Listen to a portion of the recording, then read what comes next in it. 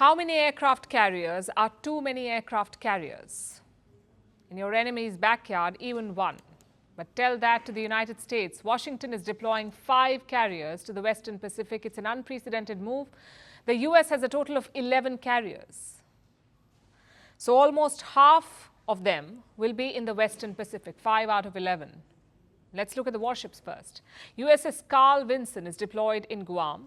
The USS Theodore Roosevelt is deployed in Hawaii. The USS Ronald Reagan is in Japan, and 2 others are en route. The USS Abraham Lincoln and the USS George Washington. Like I said, it's unprecedented. The US has never deployed more than 3 carriers in the Western Pacific. So why now? To send a message. Washington is involved in 2 wars right now, Ukraine and Gaza. Both are largely funded by the US, but the money has dried up. The US Congress is holding up Joe Biden's aid request. How much money are we talking about? More than $95 billion. It includes aid for Ukraine, Israel and Taiwan, but chances are it won't be passed. So questions are being asked. Is the United States a reliable partner anymore? Can they depend on Washington to defend them? It's a major worry for East Asia. Countries there have 2 challenges. One is Chinese extremism. The other is North Korea's missile tests. So what does Joe Biden do? He flexes his military muscle. 5 aircraft carriers is a lot of firepower because carriers do not travel alone. They are flanked by destroyers, frigates and patrol boats. So multiply that by 5. Biden is basically telling China, do not get ideas. But will it be enough? I doubt it. Warships and aid are not direct substitutes. Just ask the leaders of the Pacific Islands. 3 of them have written a letter to American lawmakers, Micronesia, Marshall Islands and Palau. They've together written a letter. Last year, they renewed a deal with the US. Washington would give aid. In return, they would get exclusive access to key regions. That was the deal. Just one problem, though. The aid has not come through.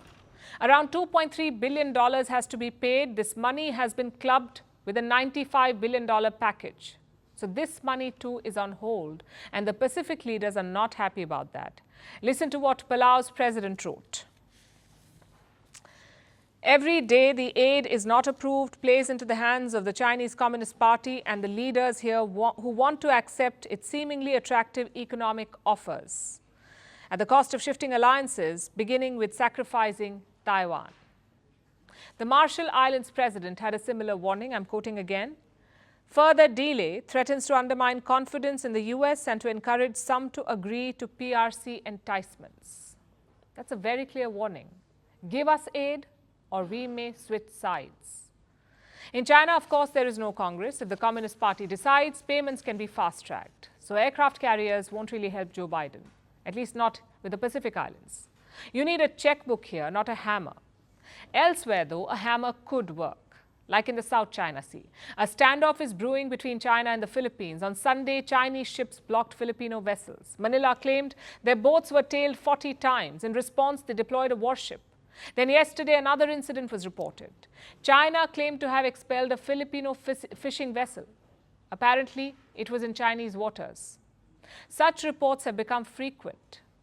It has led to worries of a looming showdown. And if that happens, the US could get dragged in.